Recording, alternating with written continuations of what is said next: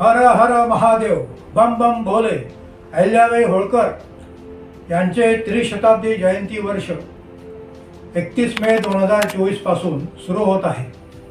त्या निमित्ताने त्यांच्या पुण्यस्मरणार्थ एक दीर्घकथा सांगत आहे। या दीर्घकथेचे नाव आहे अहिल्याबाई होळकर आणि काशी विश्वनाथाचे मंदिर। अहमदनगर जिल्ह्यातील जामखेड तालुक्यातील चौंडी या गावी अहिल्याबाईचा जन्म 31 मे 1725 ला झाला। आता 31 मे 2024 पासून त्यांचे त्रिशताब्दी जयंती वर्ष सुरू होत आहे। महाराष्ट्र सरकारने या वर्षीच त्यांच्या जन्मगावाच्या जिल्ह्याचे म्हणजे अहमदनगर जिल्ह्याचे नाव बदलून आता अहिल्यानगर असे केले आहे। त्यामुळे पुण्यश्लोक अहिल्याबाईंचा योग्य सन्मान उशिरा का होईना सरकारने केला, याबद्दल आपल्याला आनंद होणे स्वाभाविक आहे।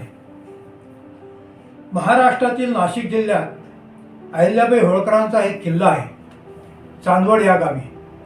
त्याबद्दल एक काव्यांजली अशी आहे। इंदूर पुणे मार्गावर असे चांदवड गाव, टपालाच्या मध्यावर आणि व्यापाराला वाव।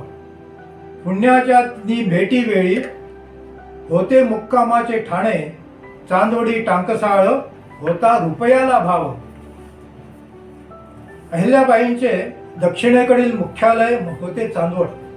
नाशिक पासून 64 किलोमीटर अंतरावर नाशिक जिल्ह्यातील प्रसिद्ध गाव।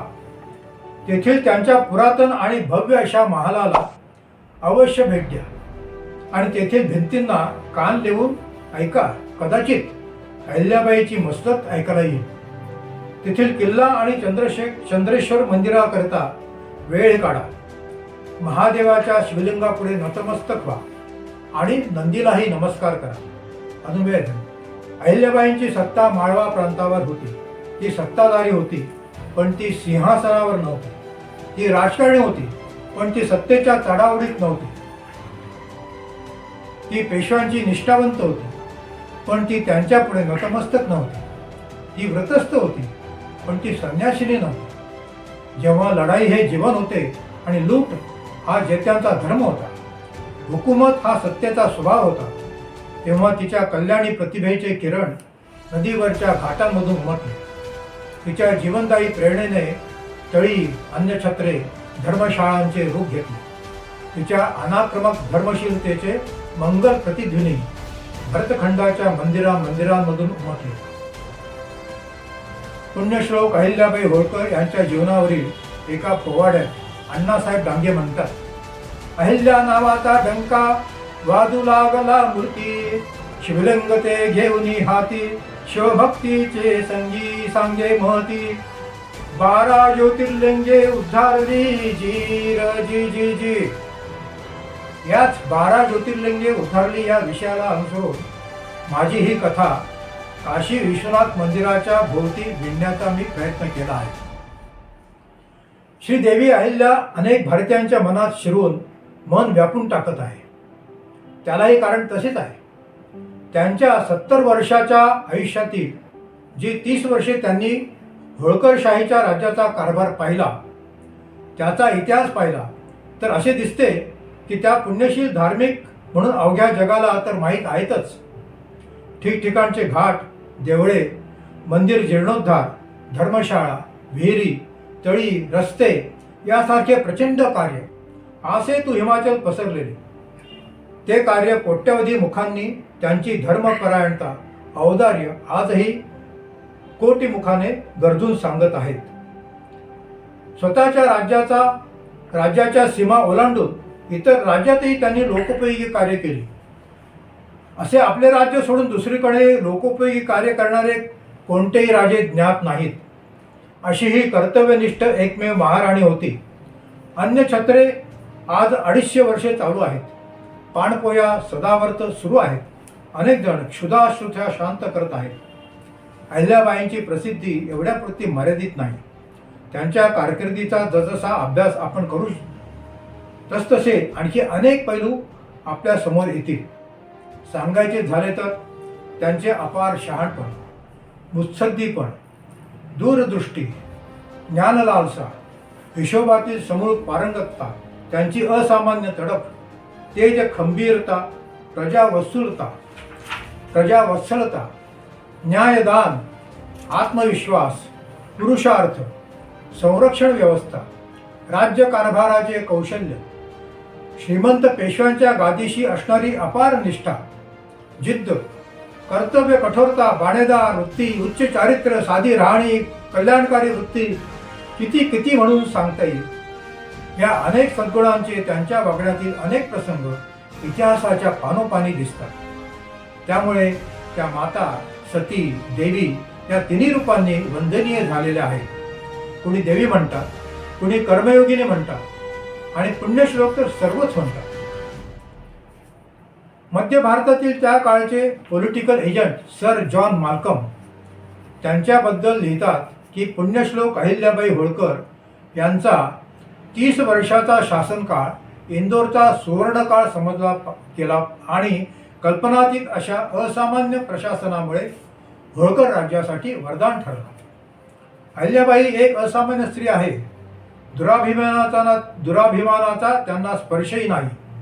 धर्मपरायण असलेली ही स्त्री कमालीची सहनशील आहे. त्यांचे मन रूढीप्रिय असले तरी रूढीचा उपयोग जनकल्याणासाठी करून घेण्याची त्यांची हातोटी विलक्षण होती. प्रत्येक क्षणाला सत्सद विवेकाने कर्तव्य करणारे ते उच्च प्रतीचे जीवन आहे. त्यांच्या चारित्र्याचा विकास अद्वितीय आहे. अनेक इतिहासकारांनी मुक्तहस्ते त्यांचे गुणगान गायले आहे. त्याची आता दुरुक्ती इथे करत नाही. अहिल्याबाईंनी दुःखे व संकटे ही जगन्नियंत्यांची इच्छा मानून त्यांना सर्व शक्तीनिशी साहसाने व बाणेदारपणाने तोंड दिले. पती, पुत्र, नातू अशा सर्व आप्त संबंध लोकांचे निधान व त्यावेळी सती गेलेल्या कोवळ्या वयाच्या सुनांच्याही अग्निज्वाळा त्यांना अवेळीच पाहायला मिळाला. झुंज दिली, न डगमगता किंवा संकटापुढे नाचार न होता स्वाभिमानाने त्यातून मार्ग काढले. पेशव्यांचेच घरभेदी राघोबादादा तिचे राज्य गिळंकृत करण्याच्या इराद्याने आले. त्यांना कौशल्याने चाल खेळून खलिता पाठवून विन्मुख परत पाठवले. कर्तव्याचा कर्मयोग आचरून कन्या, स्त्री, सून, माता आणि कर्तव्य कठोर मुत्सद्दी प्रजावत्सल राजकारणी यांचा मनोहर आणि वंदनीय आदर्श सर्व समाजापुढे ठेवला. या अलौकिक स्त्रीबद्दल काही सांगायचे तर एका दीर्घकथेत सांगता येणार. त्याला दीर्घकथांची मोठी मालिका तयार करावी लागेल. होळकरशाहीचा व त्यांचा जो पत्रव्यवहार आज ठिकठिकाणी उपलब्ध आहे त्यावरून असे स्पष्ट दिसते की त्यांची भगवान शिवशंकरावर अगाध निष्ठा होती. त्यांच्या प्रत्येक पत्राच्या शेवटी श्री शंकर आज्ञेवरून अहिल्याबाई असेच लिहिलेले आढळते. आपल्या मराठी साहित्य विश्वात कविवर्य मोरोपंत हे नाव सर्वश्रुत आहे. ठिकठिकाणी अहिल्याबाईंनी बांधलेली देवालय, विहिरी, तळी, धर्मशाळा इत्यादीबद्दल त्यांना समजले तेव्हा ते फार प्रभावित झाले. खूप सैन्य पाण्याविना अर्धमृत अवस्थेत कसे तरी परतले. तसे पुन्हा होऊ नये म्हणून अहिल्याबाईंनी विहिरी खोदल्या. नजीब खानाने जाटांचा मुलूक लुटला त्यावेळी आश्रयस्थाने नसल्यामुळे कित्येक लोक मारले गेले म्हणून तसे पुन्हा होऊ नये म्हणून पक्क्या धर्मशाळा बांधल्या. अहिल्याबाईंचा हा सामाजिक दृष्टिकोन बघून ते चकित झाले. देवालये मुस्लिमांनी नष्ट केली, कधी पाडली, कधी कळस तोडले, कधी मूर्त्या फोडल्या. अहिल्याबाईंचा याबद्दलचा दृष्टिकोन मोरोपंतांना समजला तेव्हा तर ते अधिकच प्रभावित झाले. मुस्लिम आपले देवळे पाडतात, त्यांचा हा धर्मांधपणा होतो. आपली अस्मिता दुखवणारी ही कृत्ये आपण जर नीट केली नाही, भग्न देवालये तशीच ठेवली तर हा हिंदूंचा अपमान, आपल्या अस्मितेचा अपमान. मोरोपंतांना अहिल्याबाईंचा हा कर्मयोग उमजला. धर्मशाळा, विहिरी, देवालय हे काही केवळ परलोकीचे सौख्यासाठी, स्वार्थासाठी केलेला धर्मदाय नव्हे. त्यात चिरंतन संस्कृतीचे, मानवतेचे, सामाजिक दृष्टिकोनाचे आदर्श आहेत.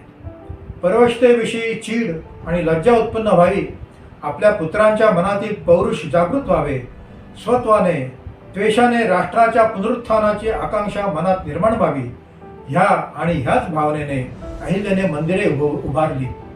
तिने केलेला दानधर्म हा देवभोळेपणा नव्हता, तर अहिल्यादेवींनी उभारलेली ती कायमस्वरूपी संस्कार केंद्रे आहेत, त्या राष्ट्रीय पाठशाळा आहेत, हे त्यांना पटले.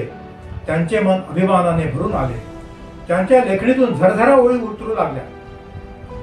श्री हरिहर भक्ता तू देवी अहिल्ये वराधरा भूषा, पूषा तुझ साधू म्हणे ख्याता तुझ सम न बाण तनुभूषा, देवी अहिल्या झालीस जगत्रयात तू धन्या. अशा प्रकारे 5 आर्या त्यांनी लिहून अहिल्याबाईंचे पायावर डोके ठेवावे म्हणून ते महेश्वराला मुद्दाम आले. विसाजी पंतांची आधीची ओळख म्हणून त्यांच्याकडे मुक्काम केला. विसाजी पंत त्यांना म्हणाले की मातोश्रींचे मनी आपणास आमंत्रण देऊन मुद्दाम बोलवावे असे होतेच, पण या ना त्या कारणाने घडले नाही. आपण आलात बहुत उत्तम. त्यावर मोरपंत म्हणाले, आम्ही बहुत काम देखले त्यांचा अपूर्व दृष्टिकोन समजला. त्यांचे पायी डोके ठेवावे म्हणून आलो. एक कविपुष्प आणले आहे असे म्हणत त्यांनी 5 आर्या लिहिलेला एक कागद विसाजी पंत यांच्या हाती दिला. त्यांनी तो वाचला. ते अतिशय गंभीर झाले. मोरपंत घाबरून म्हणाले, काही गुन्हा झाला आहे का? काव्य आवडले नाही का? विसाजी पंतांनी खुलासा केला, मोरपंत, आपल्या काव्याबद्दल आम्ही काय बोलावे? आपण श्रेष्ठ आर्याकार, त्यात मातृत्वाची चूक नाही, पण कसं सांगावं? त्यावर मोरपंत म्हणाले, सांगा विसाजी पंत, निशंक सांगा. आमच्या काव्यावर टीका केली तरी चालेल, पण असे खोड्यात ठेवू नका. विसाजी पंत क्षणभर थांबून विचारपूर्वक म्हणाले, मोरपंत, आपण दुसरी कुठली तरी काव्यरचना त्यांच्यापुढे सादर करा. त्यांना स्वस्तुती ही विषसमान भासते. एकदा एका कवीचे पत्रे नर्मदेत बुडवली होती, यात तर त्यांची स्तुती. तेव्हा विलंब न लावता मोरपंत म्हणाले, तर मग त्या ईश्वराहूनही थोर ईश्वरा स्तोत्रे भावतात. यांना भावत नसतील तर या अशा निर्मोहास त्रिलोकी उपमा नाही.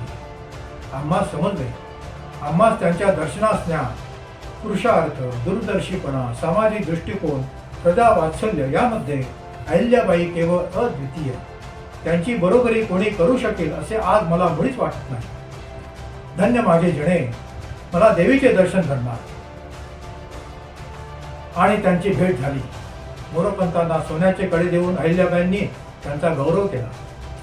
त्यांचे भक्तिरसपूर्ण रसाळ आर्यांचे गायन ऐकून त्या प्रभावित झाल्या. मोरपंत आणि त्यांचा संवाद ऐकण्यासारखा आहे. मोरपंत म्हणाले, मातोश्री, भावमंदिरे, तीर्थस्थाने यांना आपण पुनश्च गौरव प्राप्त करून दिला. त्यास वर्षासने दिलीत. मध्येच अहिल्याबाई म्हणाल्या, काय करावे? आपली अस्मिताच हरवली तर शौर्याचे उगमस्थान हरवते. यवनांच्या जोडीला चारी बाजूने फिरंग्यांचे पाय रोवले जात आहेत. त्यासाठी त्याला ठाईच गारद केले पाहिजे, झडप दिली पाहिजे, त्यांची हिंमत तोडली पाहिजे. त्यासाठी अस्मिता कायम राखणे आहे. आपल्या पराभवाच्या खुणा पुसणे हे शौर्यास अवतन देण्यासारखे करायचे. हळूच मोरपंत म्हणाले, मातोश्री, एक विचारू?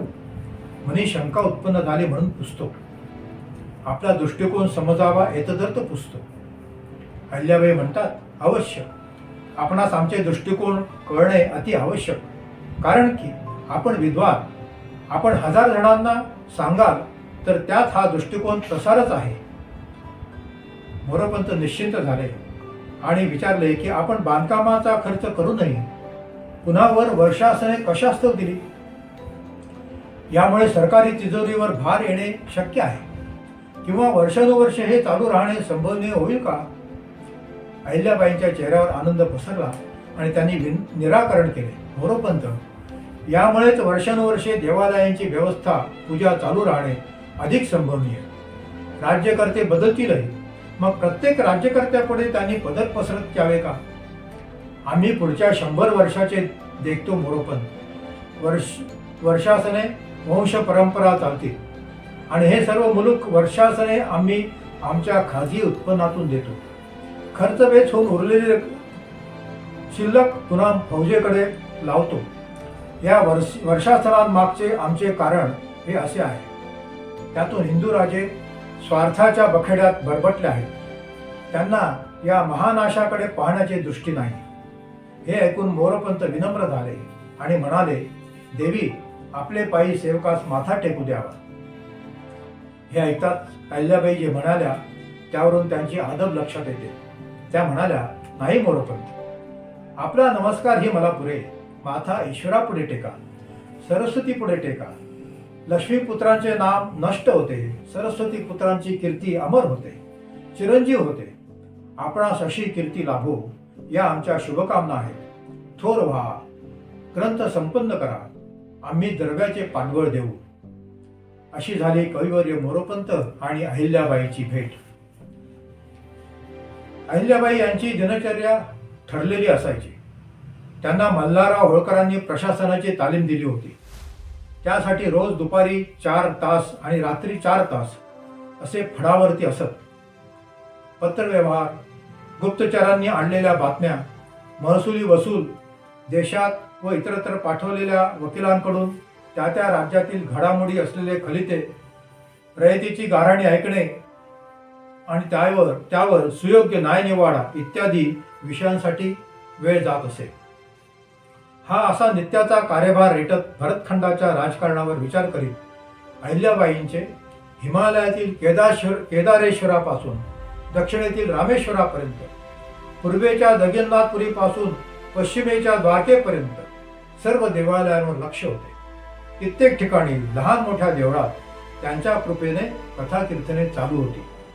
अन्नछत्रे उभी होती, पाणपोया घातलेल्या होत्या. बहुजन हिताय बहुजन सुखाय या श्वसपतेचा जबरदस्त अंकुश होता. वेगवेगळ्या प्रांतात त्यांनी मंदिरे उभारली, जीर्णोद्धार केला आणि तेही महेश्वर या आपल्या राजधानीच्या ठिकाणा. अर्थात त्याकरता लागणारी माणसे त्यांनी बरोबर हेरली होती. योग्य माणसाला योग्य ठिकाणी आणि त्याच्या योग्यतेचे काम त्यांनी दिले. एकदा त्यांचे मनी आले की काशी विश्वेश्वर मंदिराचा जीर्णोद्धार करावा. त्याचा इतिहास त्यांनी अवगत करून घेतला. वाराणसीचा विश्वेश्वर हे 12 ज्योतिर्लिंगापैकी एक. शंकराचे हे रूप काशीत पूजले जाते. काशीच्या मंदिराचा जीर्णोद्धार म्हणजे त्यांच्या कारकिर्दीत झालेले एक अप्रतिम काम, जे राजमुकुटाप्रमाणे शोभते. त्याचा काय इतिहास आहे याचा मागोवा थोडक्यात घेतला तर असे दिसते की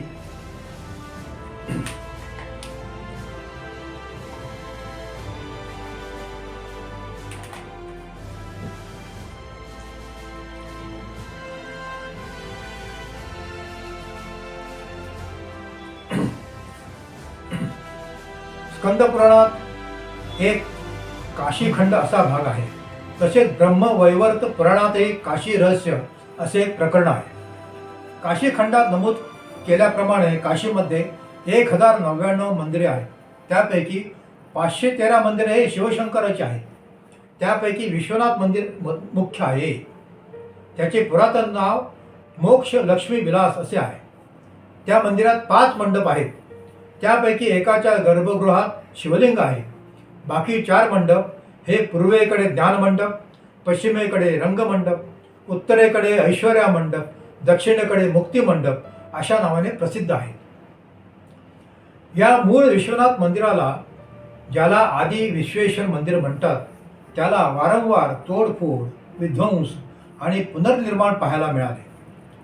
12व्या शतकात सन 1193-94 मध्ये कनौजच्या जयचंद राजाचा मोहम्मद घोरीने पराभव केला. तेव्हा वाराणसीत लुटालूट केली व ते आदी विश्वनाथ मंदिर पाडून टाकले आणि काही वर्षातच तिथे एक मस्जिद बांधली. ती रजिया मस्जिद म्हणून ओळखली जाऊ लागली. काही इतिहासकारांचे म्हणणे आहे की ते मंदिर कुतुबुद्दीन ऐबक याने पाडले. ते काही असले तरी मुस्लिम राजवटीत ते मंदिर पाडले गेले हे सत्य नाकारता येत नाही. काशीचे पंडित आणि शिवाचे भक्त हे तिथे असलेल्या एका चौथऱ्यावर मोठ्या भक्तिभावाने पूजापाठ आणि कर्मकांड करत राहिले.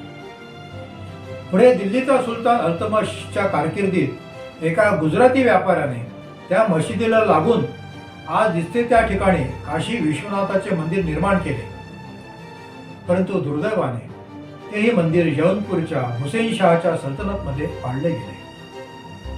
मंदिर पाडलेले असले तरीही त्याच परिसरात काशीच्या पंडितांनी त्या ठिकाणी आपले विद्यादानाचे आणि धर्मशास्त्राचे शिक्षण चालूच ठेवले होते. पुढे अकबर बादशाहच्या काळात त्याच्या दरबारातील राजा तोडरमल याने काशीच्या नारायण भट्टच्या सहाय्याने ते मंदिर पुन्हा बांधून घेतले आणि त्या पवित्र वास्तूची पुनर्स्थापना केली. हिंदू जनता पूर्वीप्रमाणे आपले पूजापाठाचे कार्य विना अडथळा करू लागले. काही वर्षे सुरळीत गेली आणि क्रूर आणि धर्मांध मुघल सम्राट औरंगजेबाने इसवी सन 1669 मध्ये काशी विश्वनाथाचे मंदिर पाडून टाकण्याची आज्ञा केली. त्याप्रमाणे ते मंदिर नेस्तनाबूत करण्यात आले. मंदिराच्या पायाजवळील बरीचशी जागा मशिदीच्या प्रांगणाकरता ठेवून तिथे एक मशीद बांधली. त्याचे नाव तेव्हा आलमगीर मशीद असे झाले होते. कालांतराने त्याला ज्ञानवापी मशीद असे नाव चिकटले, कारण मूळ मंदिराचा जो एक मंडप होता त्याचे नाव ज्ञान मंडप व तेथील कुंडाचे नाव होते ज्ञानवापी. वापी म्हणजे मंदिर, विहीर, आणि त्याच्या जवळच ही मशीद असल्याने ज्ञानवापी मशीद असे नामकरण प्रचलित झाले असावे. त्या मशिदीच्या बाजूलाच काशी विश्वनाथ मंदिराचे काही अवशेष इतस्ततः पडलेले आहेत. इसवी सन 1742 मध्येच बल्लाराव होळकर यांच्या मनात ती मशीद पाडून त्याच ठिकाणी काशी विश्वनाथचे मंदिर पुनर्निर्माण करावे असे आले व त्यांनी पेशवे आणि इतर मातब्बर सरदारांकडे याबद्दल बोलणी करून त्यावेळेच्या वाराणसी प्रांतावर राज्य करीत असलेल्या नवाबाकडे परवानगी मागितली. नवाबाने आक्षेप घेऊन काशीतील लाखो ब्राह्मणांना मुसलमान करेन आणि जे इस्लाम कबूल करणार नाहीत त्यांचे शिरकाण करेन अशी धमकी दिली. त्यावेळी शिर से तन जुदा अशीच भाषा वापरली गेली होती. काशीच्या पंडितांनी पेशव्यांना गळ घालून हे पाप करू नका असे सांगून पेशव्यांनी मल्हारराव होळकर यांना थांबायला सांगितले आणि त्यावेळी काशी विश्वनाथ मंदिराचा जीर्णोद्धार होणार होता, तो होऊ शकला नाही. या माहितीकरता आपल्याला लेखिका विजया जहागीरदार यांनी लिहिलेल्या कर्मयोगिनी अहिल्याबाई होळकर या कादंबरीमध्ये दिलेला मल्हारराव होळकर आणि अहिल्याबाई यांचा संवाद उपयोगी पडतो. त्यांनी लिहिले आहे की अहिल्याबाई जीवाचे कान करून ऐकत होत्या. पुढे मल्हारराव म्हणाले, तिकडे अयोध्येत ही सुजाउद्दौला गादीवर आला. माझ्या मनी काशी व प्रयाग ही आपली क्षेत्रे आपल्या हाती घ्यावी ऐसे, पण ही क्षेत्रे मराठियांची शेंडी. इतका बुद्धिवाद तर सुजाई जाणतो. थोडी चाल करताच काशीच्या ब्राह्मणांच्या सुनता करीन म्हणाला. हे नुसतं ऐकलं मात्र आणि काशीचे अवघे ब्राह्मण शेंड्या ओढत पेशव्यांच्या दरबारी पोचले असे त्यांचे शौर्य. यावर अहिल्याबाई हसत म्हणाल्या, अहो निश्चयच ते बिचारे काय करतील. यावर मल्हारराव म्हणाले, यांनी सुनता केल्या तर आपण त्यांच्या दाढ्या कापून घेऊ याची खात्री नको का. त्यावर अहिल्याबाई म्हणाल्या, मामनजी आपले मंदिर पाडून औरंग्या तिथे मशीद बांधतो. जनलोकास खात्री यावी कशी, त्यांना आधार वाटायला नको का. यावर मल्हारराव म्हणतात, अहिल्याबाई रोयांचे स्वारीचे बळीसच आम्ही तिथे पुनश्च मंदिर बांधायचे कामास सुरुवात केली तर अवघे आपले ताले माले सांभाळून पेशव्यांचे आम्हास त्वरित पत्र, काशी जिंकण्याचे भरीस न पडावे अन्यथा लक्ष ब्राह्मण मरतील. अहिल्याबाई आम्ही काय बांगड्या लिहून बसलो होतो. अहिल्याबाईला हे धर्माचे कोडी सुटता सुटत नव्हते. मंदिर पाडायचे, मशीद बांधायची. मेले हो, पृथ्वीच्या पाठीवर तेवढीच एक मात्र जागा की काय, तिची पाठ तो उदंड. पण लेकरांचे हे धर्म लढाया शिकवणारे. तीर्थक्षेत्रांची ही अवहेलना पाहून अहिल्याबाईंचे डोळे भरून येत. तिने नेमणूक केलेले नजरबाज गुप्त हे ठिकठिकाणच्या बातम्या देत असत. 1761 मधील पानिपत युद्धाच्या बातम्या सुद्धा त्यांच्यापर्यंत येत होत्या. मथुरा आणि दिल्ली येथे नेमलेले 2 नजरबाज स्वतःच अहिल्याबाईंना भेटण्यास आले होते. अहिल्याबाईने त्यांना त्वरेने आत बोलवले. त्यांनी मुजरे केले आणि डोळ्यात पाणी आणून सांगू लागले, मातोश्री बहुत आपत्ती. मनुष्य मात्रास अब्दालीने झेर केले. अमीरांच्या हवेल्या खणल्या. कुल शहरात व बाहेर पठाण ज्या त्या घरात घुसतात. स्त्रिया भ्रष्ट करतात. कितीक जणांनी विष बक्षिले. कुणी जलप्रवाही झोकून दिले. कुणी हिरकण्या खाल्ल्या. कुणी छातीत भोसकून घेतले. पठाणाने जी सुंदरबाई दिसली ती आपले घरात घातली. घर न घर लुटले. माणसांचे झाडे घेतले. घर झाला. त्यानंतर मथुरेचा नजरबाज सांगू लागला, मातोश्री, मथुरेत तर मुंडक्यांच्या राशी घातल्या गेल्या. कुणास लपण्यास व आश्रयासी चिरेबंद जागा नाही. मुंडक्याप्रत 5 रुपये बक्षीस जाहीर झाली. होळी रंगपंचमीचे ते दिवस. मातोश्री, अवघी रक्ताची रंगपंचमी. रस्ते लाल. यमुनेचे पाणी कसले ते. यमुनेतील रक्त वाहत होते, रक्त. हे हिंदूंचे क्षेत्र आहे, खुशाल लुटा, असे म्हणत त्यांनी मूर्ती लाथांनी तुडवल्या, फोडल्या, घरे लुटली, जाळली. अहिल्याबाईंचे डोळे भरून आले. काय ही आपल्या तीर्थक्षेत्रांची अवहेलना, दैवतांचा अपमान, हिंदूंच्या कत्तलीत. आजपर्यंत तीर्थक्षेत्री बचावाचे स्थान नसावे. ही रयतेची सोय कोणी करायची? किती जणांनी जीव दिले म्हणजे मग करायची? अहिल्या संतापून स्वतःशी बोलत असे. पुढे काशी विश्वेश्वराचा इतिहास त्या अवगत करत होत्या. मल्हारराव होळकरांच्या निष्फळ प्रयत्नानंतर 7-8 वर्षातच 1750 मध्ये जयपूरच्या महाराजाने काशी विश्वनाथ मंदिराच्या जागेचे सर्वेक्षण करून घेतले आणि हेतू होता की ती जागा विकत घेऊन तिथे पाडलेले मंदिर पुनश्च उभे करावे. परंतु त्यांच्याही त्या प्रयत्नांना यश आले नाही. हा सर्व इतिहास जाणून घेतल्यावर अहिल्याबाई खूप उद्विग्न झाल्या. तिने खूप मनन आणि चिंतन करून असे ठरवले की त्या ज्ञानवापी मशिदीच्या बाजूलाच आपण काशी विश्वनाथचे मंदिर बांधू आणि त्याप्रमाणे योजना आखली. आपले वकील काशीचा ताबा असलेल्या अयोध्येच्या नवाबाकडे पाठवले. त्यावेळी अहिल्याबाईचा दरारा सर्वदूर होता आणि त्यामुळे नवाबाने अहिल्याबाईचा प्रस्ताव मान्य करून त्यांच्या वकिलांना मशिदीच्या बाजूलाच मंदिर बांधण्यास आडकाठी केली नाही. अहिल्याबाईंचे नियोजन अगदी अप्रतिम होते. कोणत्या ठिकाणी कसा चांगला दगड मिळेल, तो दगड काढून त्यावर कोणते लोक योग्य संस्कार करून मंदिराच्या कामास आणू शकतील, अशा लोकांची सर्व माहिती काढून त्यांना पाचारण केले आणि त्याला आवश्यक असणारा पैसा आपल्या स्वतःच्या खाजगी मिळकतीतून वळता करून सन 1785 मध्ये मंदिर बांधून पूर्ण करवून घेतले. आणि हे सर्व आपल्या राजधानी महेश्वर येथील महालात बसून योग्य अशी कुशल माणसे पाठवून. जसे काशीला भोलेबाबाचे मंदिर निर्माण केले, तसेच काशीला संस्कृत पीठे स्थापना करण्यासाठी सर्वोपरी मदत केली. त्याचे असे झाले की इंदोर ही राजधानी सोडून अहिल्याबाईंनी महेश्वर इथे दुसरी राजधानी निर्माण केली व तिचे सुंदर शहर व पेठा वसवल्या. उत्तम साहित्याची निर्मिती व्हावी, ठिकठिकाणच्या उत्तम वैद्य, ज्योतिष, व्याकरणवेत्ता, कीर्तनकार, मूर्तिकार, कवी, लेखक यांना महेश्वरी स्थायिक होण्यासाठी खलिते पाठवून आमंत्रित केले. त्याच दरम्यान काशीचे काही ब्राह्मण अहिल्याबाईंना भेटायला आले. मनात विशिष्ट विचार घेऊन त्यांच्यातला संवाद हे आपल्याला अहिल्याबाईच्या विचाराची दिशा कशी होती याची प्रचिती देते. काशीचे ब्राह्मण येताच अहिल्याबाई स्वतः उठल्या व त्यांना आसन ग्रहण करायला सांगितले. 4 ब्राह्मण बसले आणि म्हणाले, मातोश्री, आम्ही बहुत आशेने आपले पायाशी आलो आहोत. आम्ही वेद पंडित आहोत, परंतु आमचे ज्ञान व्यर्थ जात आहे. मुसलमानांचा उच्छेद बहुत आहे. निश्चिंत मनाने वेद्याभ्यास करणे शक्य होत नाही. आश्रम करावे तर जागा कोण देतो? लेंचांचा दुष्टावा. अहिल्याबाईने विचारले की आमच्याकडून आपणास काय मदत पाहिजे? इथे संस्कृत पीठ स्थापिले आहे, तिथे आपण विद्यादानाचे काम करा. आपला संपूर्ण परामर्श घेतला जाईल. त्यावर ते ब्राह्मण म्हणाले, मातोश्री, याबद्दल आम्ही धन्यवाद देतो, पण प्रत्युत्पन्न प्रतिभेची अनेक रत्ने तिथे आहेत. आमचे शिष्य आहेत, त्यांची घरे काशीस. आम्हा तिथेच आपल्याकडून जागा व त्याच्या खर्चास मुलूक मिळाला तर बहुत काम होईल. विचारांती अहिल्याबाई म्हणाल्या, ठीक आहे, आम्ही आपल्याबरोबर आमचे विसाजी देशपांडे देतो. ते संपूर्ण पाहणी करतील. चारी बाजू चौकशी होईल. तिथल्या राज्यकर्त्यांशी बात होईल. आपल्या वास्तव्याची जागा, परिसरही ते बघतील. भावी कार्याची आशा पटली तर अवघी सोय करून देतील. काशी पंडित म्हणाले, धन्यवाद मातोश्री. पण मातोश्री म्हणतात, थांबा, अजून धन्यवाद देऊ नका, कारण माझे पुढील बोलणे आपणास रुचेल न रुचेल. आपणास जो मोहल्ला आम्ही देऊ त्याचे नामकरण ब्रह्मपुरी असे करणे. दर 3 मासांनी आमचे हेर गुप्तपणे आपले कार्य बघतील.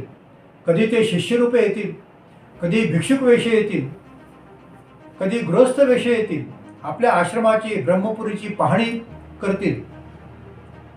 खरोखरच तिथे आपण ज्ञानदानाचे कार्य करत राहाल तर आपणास काडीचाही धोका नाही. परंतु याखेरीज इतर काही लक्षात आले तर आपल्या कपाळी शिक्षा येईल हे पुरते ध्यानात असू द्या. आमचे वकील तिथे आहेत. त्यावर ते काशी पंडित म्हणाले, हे ऐकून आमच्या आपणास धन्यवादच आहेत मातोश्री. या ब्रह्मपुरीतून अनेक व्युत्पन्न शास्त्री मार्तंड निर्माण होतील, ग्रंथ निर्माण होतील. हे आमचे बोल आपण हे ऐकून ठेवावे. येतो आम्ही. दंडवत प्रणाम. आणि ती चारही ब्राह्मण विसाजी देशपांडे यांचेसह सायंकाळी काशीच्या मार्गाला निघाले. असे होते अहिल्याबाईचे तडफदार व सडेतोड काम.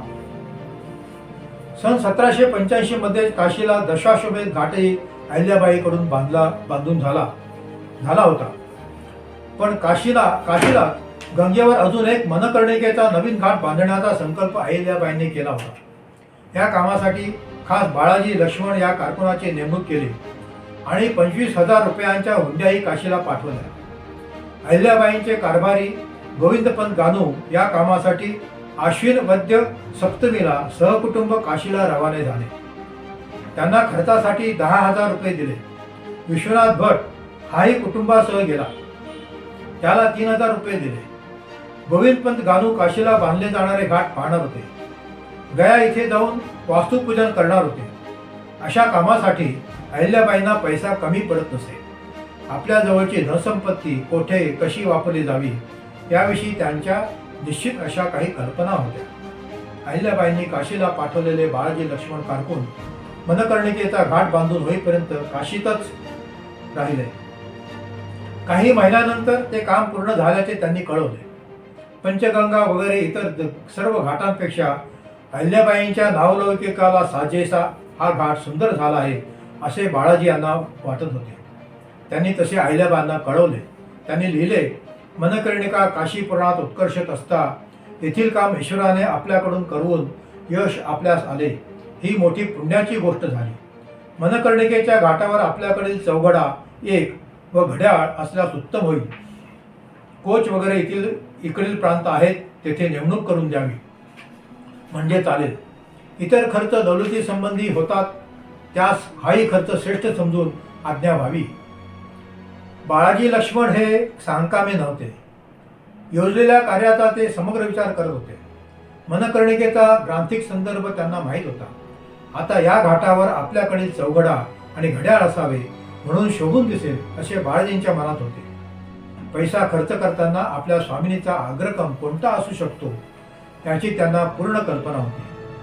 अहिल्याबाई कार्यासाठी माणसे अशी अचूक करत होत्या हे त्यांच्या कर्तृत्वाचे रहस्य होते. आपण पाहतो की 13 डिसेंबर 2021 मध्ये माननीय पंतप्रधान नरेंद्र मोदी यांच्या हस्ते भव्य अशा काशी विश्वनाथ कॉरिडॉरचे उद्घाटन झाले आणि त्या ठिकाणी पुण्यश्लोक अहिल्याबाई यांचा भव्य पुतळी स्थापन केला. अर्थात त्यासाठी मंदिराच्या आजूबाजूची आणि मशिदीच्या जवळची बरीच घरे, दुकाने इत्यादी पाडून मोठा राजमार्ग तयार करावा लागला. त्यामुळे गंगा नदीवरील घाटापासून मंदिरापर्यंत जाण्यास राजमार्ग प्रशस्त झाला. तसे पाहता 2021 पूर्वीही अहिल्याबाईने निर्माण केलेल्या मंदिराचा विस्तार झालेला असल्याची नोंद इतिहासात सापडते. सन 1828 मध्ये बायदाबाई शिंदे या ग्वाल्हेर संस्थानच्या राणीने 40 खांबांचा एक छोट्या उंचीचा दरबार हॉल ज्ञानरूपी मशिदीला लागूनच बांधला. 1833-1840 मध्ये प्रदक्षिणा मार्ग आणि भिंत बांधण्यात आली आणि जवळपास काही मंदिरांची उभारणीही झाली. सन 1835 मध्ये महाराजा रणजित सिंह यांनी 1 टन सोन्याचा गाभारा आणि कळस दान दिला.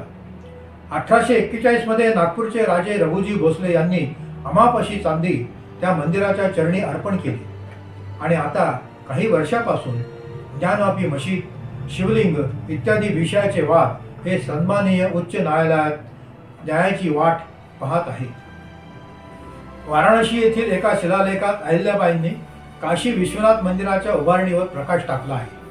मल्हारराव होळकरांची स्तुती केल्यानंतर शिलालेख म्हणतो, देवी अहिल्याबाईंनी आपल्या सद्गुणांनी पुरुषांच्या हृदयात कायमचे सिंहासन मिळवले होते. भगवान काशी विश्वनाथ बाबांनी तिला स्वप्नात दर्शन दिले आणि तिला नष्ट झालेले मंदिर पुन्हा बांधण्याची आज्ञा दिली. तारकेश्वरच्या उपासकाने तिला स्वप्न समजावून सांगितले. त्यांच्या सल्ल्याने देवीने मग काशी विश्वनाथाचे भव्य मंदिर बांधले.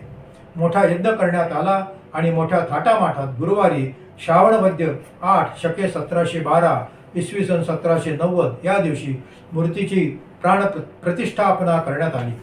उपासक मुरारीला ही कायमस्वरूपी नेमणूक आणि काशीमध्ये निवास मिळाला. इथे शिलालेख संपतो. देवी अहिल्याबाईंनी परकीय संस्कृती आणि धर्माच्या लोकांनी मोडून काढलेल्या वास्तूंच्या मंदिरांच्या पुनरुभारणीचा प्रयत्न पाहून आनंदित झालेल्या देशातील सर्व हिंदूंसाठी ही एक मोठी घटना होती. एक प्रश्न सर्वांना पडू शकतो, तो असा की जर अहिल्याबाईंनी काशी विश्वनाथाचे ते मंदिर आहे त्या ठिकाणी बांधले नसते तर आज त्या मंदिराबाबत न्यायालयात कुणी जाऊ शकले असते का? त्या ठिकाणी मंदिर बांधले नसते तर त्या तथाकथित ज्ञानोपी मशिदीच्या आजूबाजूला मुस्लिम वस्ती वाढून काशी विश्वनाथाचे कोणते अस्तित्व राहिले असते? आणि मग त्याबद्दल न्यायालयात कोणत्या आधारे न्याय मागितला असता? कोणत्या आधारे तो भव्य कॉरिडॉर उभा करता आला असता? प्रश्न अनुत्तरित ठेवून मी इथेच थांबतो. पण आपण या दीर्घकथेपासून बोध काय घ्यायचा हा दुसरा प्रश्न उपस्थित करून मी आपली रजा घेतो. जय भोले, बम बम भोले. ही कथा लिहिण्यासाठी खालील पुस्तकं व साहित्यांचा उपयोग मी केला आहे. त्या सर्वांचे आभार मानून मी ही कथा संपवतो. ज्ञान अज्ञात अहिल्याबाई होळकर, लेखिका विनायक हडपेकर, राजहंस प्रकाशन. कर्मयोगिनी अहिल्याबाई होळकर, लेखिका विजया जागीरदार, मेहता पब्लिशिंग हाऊस. वेद अहिल्याबाईचा लेखक doctor Devidas Pote, Parammitra publication. Wikipedia मधील ज्ञानव्यापी मास्क हा इंग्रजी लेख आणि गुगलवर उपलब्ध अहिल्याबाई होळकर यांची संपूर्ण माहिती. जय श्रीराम.